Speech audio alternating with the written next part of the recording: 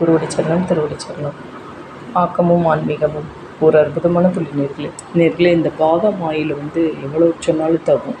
என்ன அப்படின்னா, பாதாம் ஆயில் தடவினா இப்போ பாருங்கள், நான் இது பண்ணுவேன். அதை 2 ட்ராப்ஸ் எங்கெங்கே கரு இருக்கோ இப்படி பண்ணினா போதும். இது மாதிரி பண்ணினா போதும், டேட்டோ மாதிரி பண்ணினா போதும், தடவை வேண்டாம்.